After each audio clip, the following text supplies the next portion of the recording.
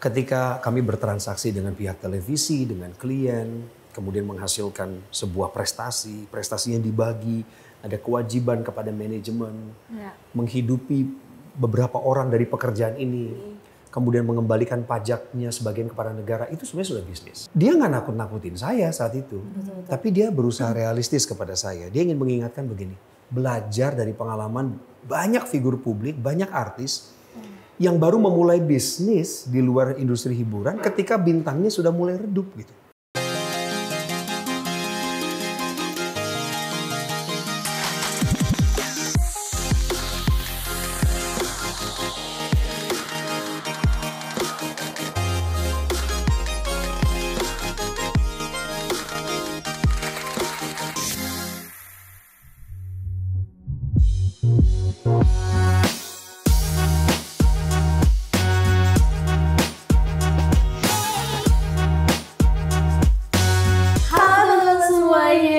Balik lagi bersama saya Mila Ramadhani dan saya Liana Piliang bersama Bang Coki Sitohang. Hai, halo Kakak Mila, Kakak Liana, senang bisa ketemu kalian. Alhamdulillah, Bang Coki kita kenalan dulu nih. Kasih tahu ini apa sih Kak Mila? Kasih tahu itu podcast yang kita sharing bisnis dan karir profesional Bang Coki di berbagai sektor industri di Indonesia. Luar biasa. Apresiasi banget nih, terima kasih udah undang ya. Bang Coki, dan pastinya Bang Coki ini tempat yang pastinya buat teman-teman yang udah pernah nonton pasti nggak asing lagi. Kita sekarang sedang berada di Koti Sentosa Depok, Liana. Iya, tempat ini sangat luar biasa sekali ya, Bang Coki. Bagus tempatnya. Cocok ya? Buat nongkrong, belajar, diskusi, untuk jaga keguyuban, cocok. Makanannya juga enak-enak ya, Liana ya. Oke teman-teman, jangan lupa follow Instagram kita, subscribe juga YouTube kita di Kasih Tahu Official. Bang Coki, sebelum kita mulai ada pantun dulu. Pantun, mainkan. Saya bantu ya, saya cakepnya. Iya, sama ya, cakep. Bukan muji diri ya? Enggak, seharusnya dipuji. Ada. Jalan-jalan ke pasar minggu. Cakep. Jangan lupa beli rendang. Cakep. Ini dia yang kita tunggu, Bang Coki Sito. Iya gitu. Bang Coki, apa kabarnya ini Bang Coki? Sehat, bahagia, puji Tuhan, alhamdulillah. Masih dipelihara hari ini hidup kami. Baik. Iya. Ini kabarnya kesibukannya apa nih Bang Coki sekarang ini nih? Jadi Kakak Mila, Kakak Liana, 22 bulan terakhir ini kesibukan saya, 80% waktu saya adalah dalam kontestasi pencalonan diri saya sebagai anggota legislatif. Wow. DPR RI di Jabar 6, Kota Bekasi dan Kota Depok. Luar biasa. Jadi ini adalah bagian daripada perjalanan hidup saya. Saya harus terima, jalani dengan sukacita karena saya percaya ada amanah baik di depan untuk bekerja bagi masyarakat. Oke. Ini Bang Coki, awal mulanya kan itu sebagai presenter ya dulu. Itu kecemplung atau memang udah passionnya nih Bang Coki? Udah passion. Udah passion. Jelas. Saya langsung jawab yang kedua. Soalnya udah diarahin ke situ jawabannya. Jadi passion itu dalam bahasa Indonesia kita bisa terjemahkan sebagai sebuah dua hal ya. Yang pertama Panggilan itu dari hati. nurani. Yang kedua adalah bicara mengenai hasrat. Betul. Ya, hasrat nggak selalu harus identik dengan biologis. Tapi hasrat itu adalah sekali lagi itu bisikan dari dalam hati. Misalnya gini, Cok, tolong orang itu, dia butuh bantuan. Nah itu nurani. Kalau kita segera melakukan perbuatan baik, maka itu menjadi amal. Maka itu akan menjadi tabungan buat kita. Suatu ketika nanti kita perlu bantuan pun alam akan bekerja. Karena Tuhan yang berkehendak. Nah sama. Memilih jalur saya sebagai presenter juga sebuah panggilan tadi. Dan itu saya respon saat itu dengan latihan-latihan, dengan masuk ke dalam berbagai industri, mulai dari radio, industri jurnalistik, sampai akhirnya saya menjadi TV host. Luar biasa, Mila. Berarti sebagai presenter nih Bang Coki, pengalaman yang paling memorable itu apa sih Bang Coki yang paling? Pertanyaan yang sulit saya sebenarnya. Iya bayangin, saya berkarir dari tahun 2006. Berarti udah berapa tahun tuh Bang Coki? Bantu saya dong matematika saya jelek. 17 ya? 17 ya? 17 tahun ya, 19 tahun ya, kurang lebih ya. Nah dari banyaknya acara yang saya bawakan, kemudian perjalanan saya membangun talenta saya, mengembangkannya akhirnya ke pendidikan, ngajar. Tentu banyak sekali kenangan indah. Tapi kalau ditanyanya, mana sih yang paling teringat atau menjadi sebuah kenangan paling indah? Ya saya boleh sebut beginilah. Saya ini pernah nge-MC. Iya. Nge-MC ya, untuk MC kan? Untuk Iya. MC ya. Untuk MC ya. Saya pernah nge-MC di acara yang jadi pemberitaan nasional. Wow. Ini bukan kepala negara, ini bukan tokoh politik, ini pengusaha. Yang disebut-sebut sebagai pernikahan terbesar abad ini, saat itu. Yang dijuluki dengan Crazy Rich, titik-titik. I know kayaknya Bang Coki. Waktu itu, jurnalis, rekan-rekan media punya akses yang sangat terbatas untuk dapatkan informasi. Karena begitu ketatnya pengamanan dan banyak rumor, banyak isu di luar dari acara tersebut yang akhirnya menjadi liar. Bahwa katanya saking hebohnya sampai setiap tamu dapat barang mewah, judulnya ABCD begitu. Akhirnya saya minta izin dari pihak keluarga dan pihak keluarga mengizinkan saya menjadi juru bicara tidak resmi. Untuk menyampaikan kepada media beberapa pertanyaan. Karena kan orang penasaran kan. Iya betul. Ya, pernikahannya di Bali Mewah. dan lain sebagainya. Saya jawab apa yang menjadi kapasitas saya. Yang di luar saya nggak mengerti ya saya tidak akan jawab, tidak dilayani.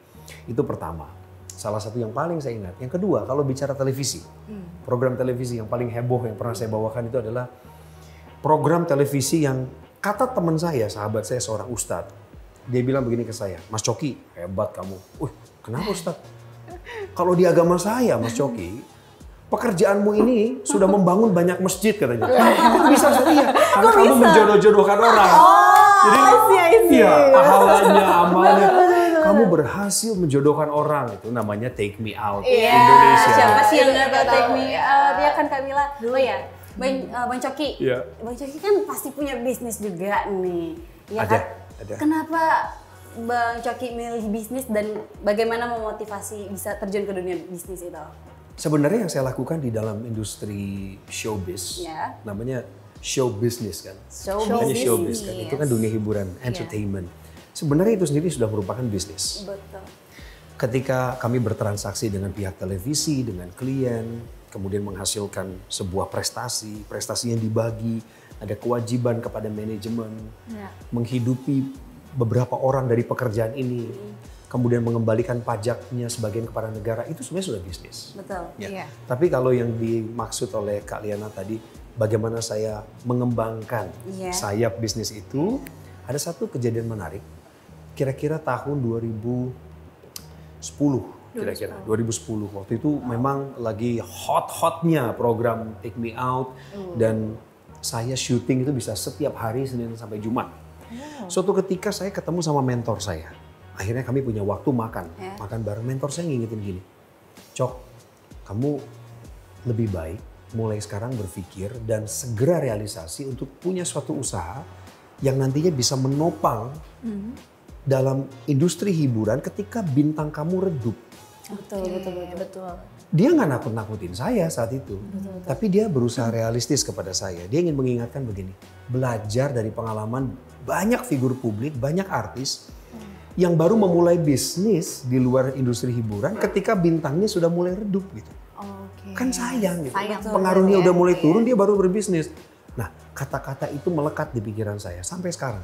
Makanya sejak tahun kira-kira 2010 itulah saya membangun usaha roti Jepang, roti sehat. Kemudian saya berinvestasi pada bisnis kesehatan. Saya berinvestasi pada bisnis jasa pengamanan.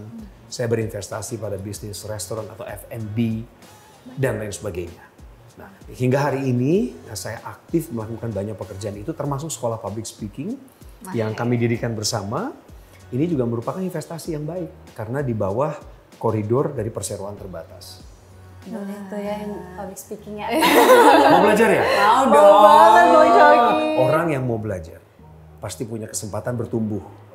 Orang yang berhenti bertumbuh secara rohani dia sedang mati sebenarnya. Berarti bener lah. Benar ya. Kita harus belajar ya. Ya silakan daftarnya di bawah ini ya. Oke, boleh Ada daftarnya. ya? Nanti langsung di list ya, tolong ya teman-temannya. Pada bingung semua. Serius nih berapa barternya? Berarti gini Bang Coki kan banyak banget nih ya bisnisnya tadi kan. Nah itu caranya Bang Coki membagi waktu itu seperti apa sih Bang Coki? Pertama saya tahu porsi. Jadi waktu saya diajak gabung sama teman-teman atau saya mengajak gabung beberapa mitra usaha, kami membagi dalam struktur organisasi. Dalam akte, notaris. Siapa jadi komisaris, siapa jadi pelaksana atau eksekutif, siapa jajaran direksi. Itu akan disesuaikan dengan kemampuan. Baik itu tenaga, pikiran, kemudian juga pengaruh dan waktu yang dimiliki. Jadi saya tahu dalam beberapa bisnis saya nggak bisa hands on. Ya saya jadi pengawas di situ. Yang kedua adalah saya membagi waktu, sangat berusaha untuk menggilir kedatangan saya pada setiap usaha itu. Kalau saya nggak bisa datang ke bisnis saya langsung, saya nggak bisa lihat langsung karena kesibukan bagaimana karyawan kami bekerja menyiapkan dari hulu ke hilir, ya saya bantu di media sosial. Saya dorong usaha itu, saya promosikan, saya minta materinya saya kembalikan ke manajemen, saya beri masukan di manajemen. Jadi tampil itu nggak selalu harus munculin muka, tapi keaktifan kita di grup, membahas usaha kita, beri masukan, gitu itu adalah bentuk dukungan sebenarnya. Nah, selebihnya ya nggak ada yang istimewa dari kita semua selain daripada kita dikasih Tuhan 24 jam. Jadi nggak ada yang dikasih 24,5 jam gitu kan. Nah, bagaimana kita membagi dari 24 jam itu waktu efektif, produktif untuk kerja, sisakan waktu istirahat atau me time itu perlu banget. Kalau nggak kita burn out nanti. Betul dong, healing. Kemudian melakukan hobi. Dan bagi yang sudah berkeluarga, ingat, ini bukan suatu rutinitas. Keluarga itu adalah kewajiban. Karena buat apa kita mengumpulkan semua kebaikan, kebajikan, pujian, dan bahkan materi, kalau ujungnya kita tidak membangun keluarga kita sendiri. Betul. Nah, itu yang baru bisa saya bagi. Tapi nih Bang Coki ini memang multi talent banget loh.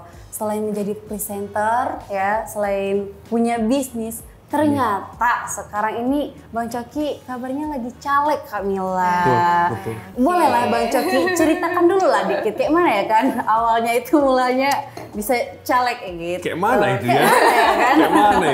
Kayak mana itu? Kayak mana Bang? Sebenarnya panggilan masuk dunia politik itu, hasrat itu sudah ada.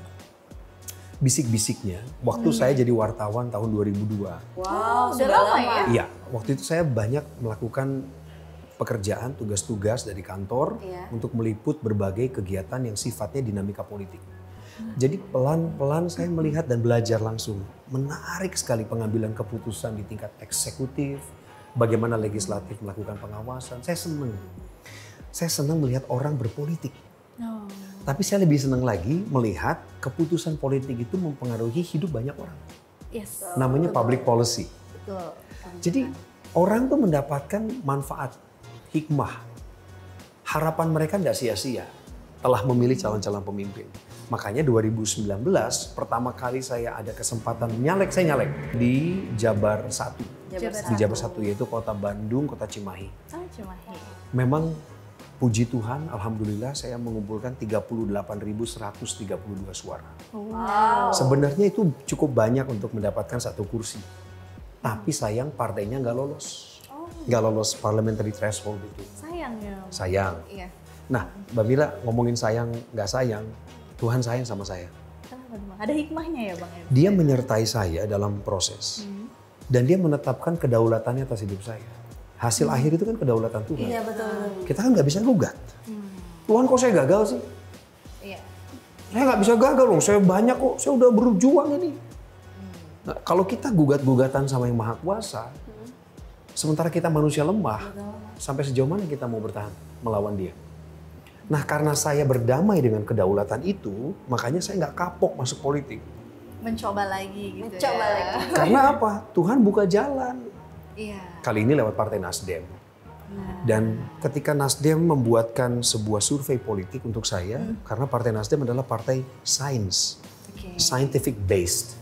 Mereka bukan berdasarkan perasaan orang untuk menempatin kadernya itu enggak.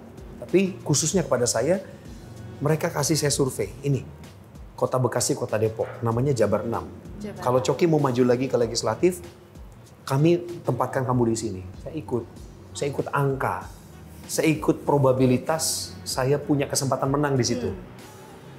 Itulah kenapa 22 bulan terakhir, sambil kita wawancara sekarang, 19 hari menuju pencoblosan, 80% waktu saya ada di dapil. Wow, luar biasa Bang Coki.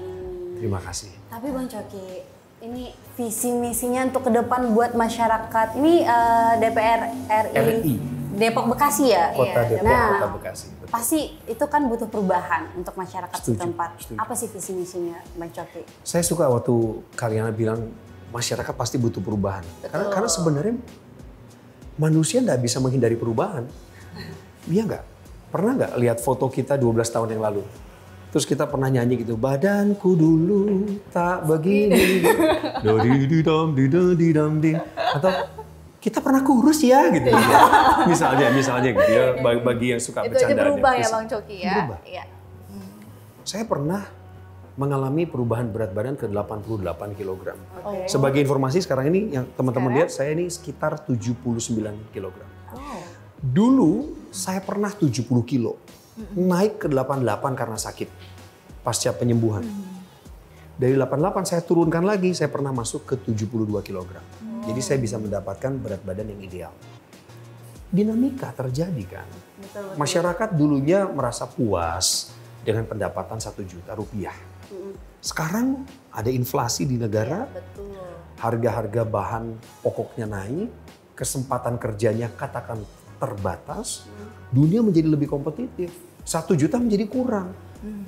Kita mencari peluang baru, berjejaring lagi sambil menanti kebijakan apa secara moneter yang bisa merubah nasib kita. Jadi perubahan itu pasti akan terjadi. Oleh sebab itu, saya sebagai calon anggota legislatif, saya menari di atas perubahan. Sekarang saya lihat Kota Bekasi, Kota Depok ada beberapa isu nih, Karyana, Kak Mila. Pertama, kesejahteraan umum. Kesejahteraan sosial, kesejahteraan umum. Masih ada kesenjangan yang tinggi di sana. Berarti masih ada upaya-upaya yang masih bisa dimaksimalkan oleh pemerintahnya, oleh wakil rakyatnya. Betul. Karena saya calon wakil rakyat, jadi saya akan fokus pada tugas-tugas menjembatani kebijakannya pemerintah untuk masyarakat. Sambil saya awasi. Jadi visi saya salah satunya adalah memajukan kesejahteraan umum, memangkas kesenjangan sosial itu. Nah yang ketiga adalah saya sangat prihatin kalau masih ada di tengah masyarakat kita yang berbineka ini orang-orang menganggap bahwa kita tuh semuanya harus sama gitu. Kalau lu beda sama gue, lo salah, lu keliru, lo aneh gitu. Padahal kita dilahirkan berbeda. Dan memang berbeda, harus toleransi. Makanya saya hadir sebagai orang yang saya juga ngomong ini nggak malu. Memang betul, saya sebagai orang Kristen, suku Batak, saya adalah minoritas. Minoritas yang diberikan haknya oleh negara sama. Yang harusnya dipandang setara di mata negara. Dan saya mengalami kesetaraan itu kok di tengah masyarakat. Kenapa masyarakat saya yang lain ada yang nggak mengalami kesetaraan? Itu yang harus diperjuangkan juga. Nah, itu loh Kak Mil. Dan sekarang itu kan banyak orang kalau milih presiden ini berarti ikut partainya juga. Itu gimana itu Bang Coki? Pandangannya Bang Coki ya? Menurut saya pandangan itu kurang tepat. Jadi harus dielaborasi lagi. Jangan berhenti di kalimat tadi. Kalau misalnya salah satu dari kita bertiga, ada 3 nih kita pas banget. Yang satu misalnya pilih nomor 1, satu pilih nomor 2, satu pilih nomor 3. Dia berharap bahwa pilihannya, capresnya itu dapat mengubah nasib bangsa. Iya. Tapi ingat loh, kalau dia jadi presiden, dia nggak akan pernah kerja sendiri. Ya, Kerjanya kolektif. Bahkan harus seringkali kita dihadapkan fakta, presiden ini akan merangkul lawan politiknya. Oposisinya untuk apa? Kerja bareng. Kalau kontestasinya udah selesai, semuanya harus duduk bareng membangun negara lagi. Jadi jangan kita berpikir selamanya kita berkompetisi. Ayolah, dewasa lah sedikit. Kita berkolaborasi. Kolaborasi. Nah itu satu. Calon presiden kan? Iya. Betul. Calon legislatif itu wakil rakyat. Fungsi dia adalah mengawasi kinerja pemerintah. Kemudian melakukan juga mengolah anggaran negara. Ya udah, pilih paslon presiden 1. Dia mau pilih wakil rakyatnya yang berbeda, yang dia kenal secara pribadi, itu hak dia. Dan Bebas. itu boleh. Bebas ya. Karena di bilik suara nanti suratnya beda.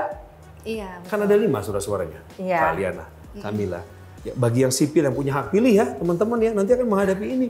1, yang warna kuning itu DPR RI. DPR RI yang kuning. Saya adanya di sini nih nanti nih. Nama Coki di lembar surat suara warna kuning. Iya.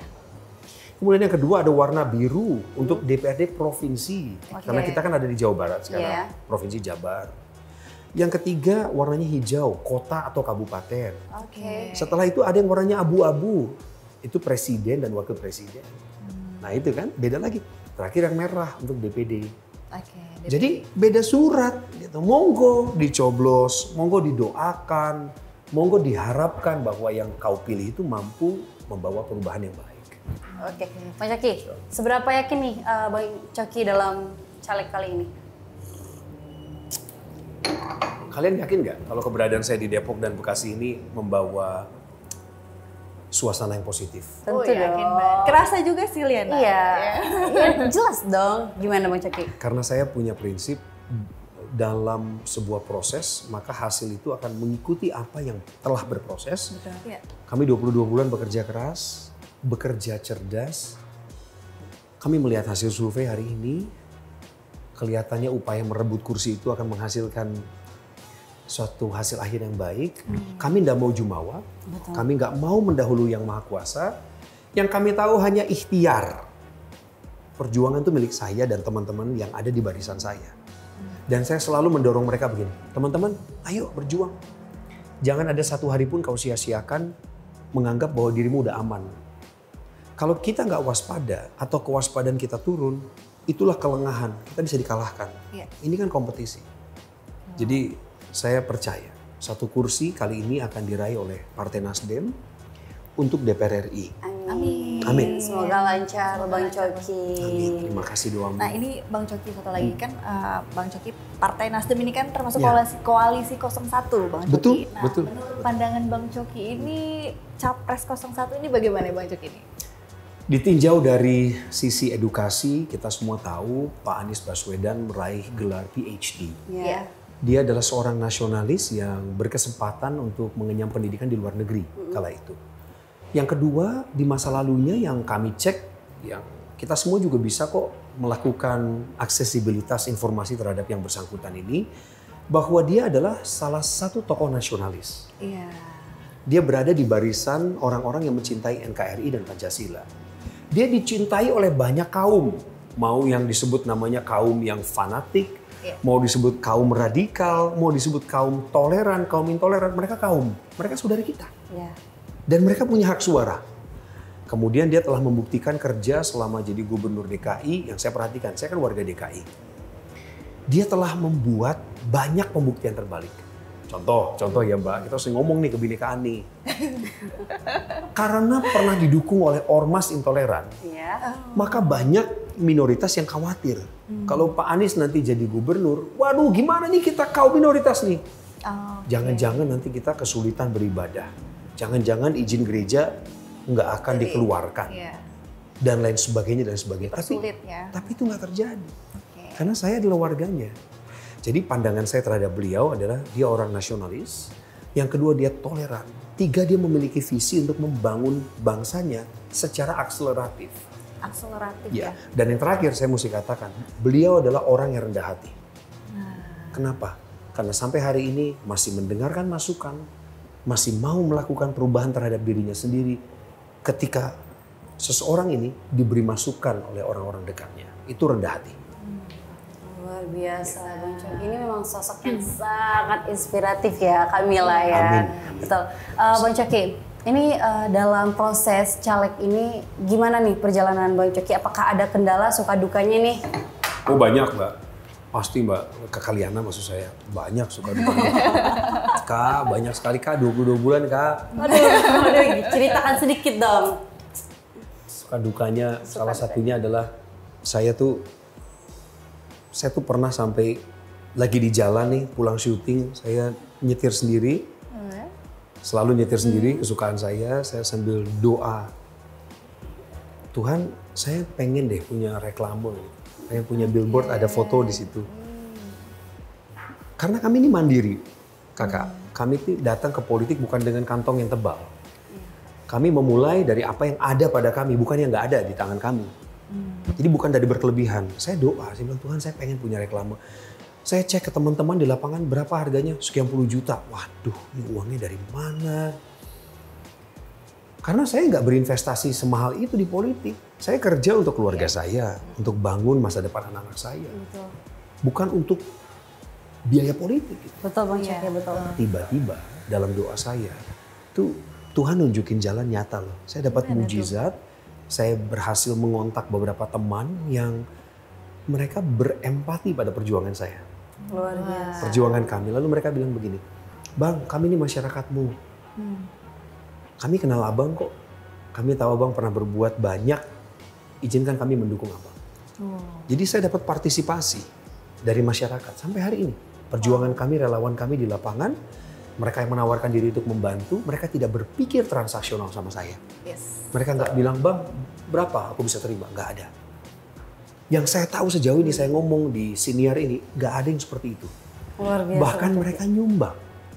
Makanya kami buka donasi, kami buatkan sebuah sistem, termasuk juga aplikasi namanya Sentuh Coki, yang bisa diunduh di Play Store, di Android. Fungsinya adalah untuk mengawasi perjalanan kami. Biar tahu siapa-siapa saja yang menunjukkan dukungannya pada kami, supaya nanti kalau kami jadi anggota DPR RI, amin, itu doa kami bisa memperjuangkan kepentingan masyarakat. Bukannya kepentingan bohir misalnya, atau sponsor utama.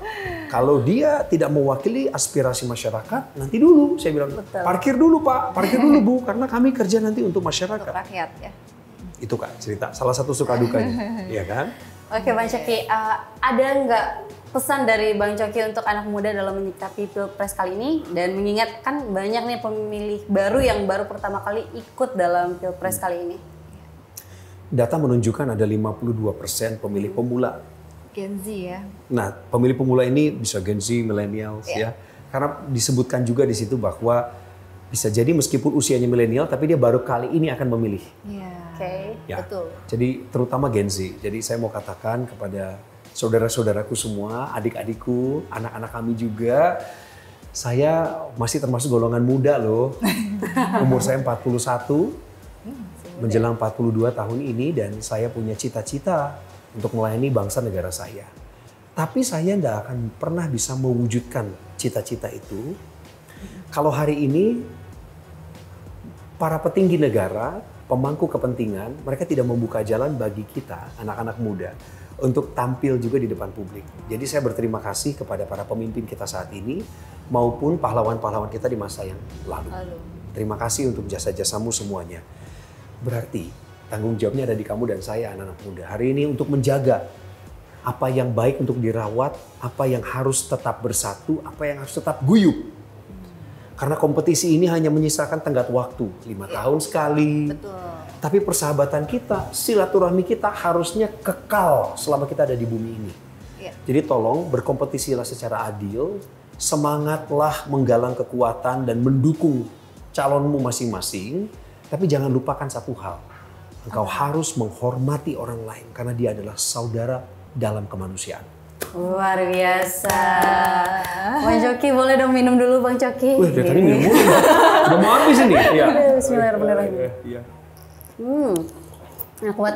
Bang Coki, makasih banyak waktunya udah disempatin untuk datang ke podcast Kasih Tahu. Ini kita banyak dapat ilmu ya, dapat motivasi dari Bang Coki, dan pastinya kita doakan juga Bang Coki kali ini masuk ke dalam DPR RI. Amin. Sukses, lancar Bang Coki. Amin. Kita doakan teman-teman, jangan lupa juga dukung Bang Coki untuk Depok dan Bekasi ya Bang Coki ya. Terima kasih Kakak Liana, Kakak Mila, saya doakan kalian berdua sehat. Siap. Satu, yang kedua, dalam segala hal yang sedang dikerjakan, Tuhan memberikan kesuksesan dan keberhasilan, dan cita-citamu diwujudkan pada waktunya yang indah. Yang penting tekun terus. Siap. Amin. Tekun Siap. ya. Bang Coki, ajak dong teman-teman follow dan subscribe YouTube dan Instagram Kasih Tahu Official, boleh dong? Kasih Tahu Official ya? Iya. Ya udah, komentarin lah yang ada di sini. Sini komennya di sini. Komentarnya yang baik ya, harus yang membangun ya. Kenapa? Karena komentar yang membangun itu juga membesarkan hati kami. Kasih Tahu Official kan, betul ya? Betul. Ya, betul. Kemudian subscribe, kasih like sebanyak-banyaknya ketika kamu terinspirasi, dan bagikan ke semua orang yang membutuhkan inspirasi. Don't be afraid to trust your heart and keep your good attitude. Dalam bahasa Indonesia, jangan takut untuk mempercayai hati nurani kamu dan jagalah kelakuan baikmu. Luar biasa. Thank you. Makasih semuanya. Terima kasih. Bang Coki. Bye-bye. Bye-bye.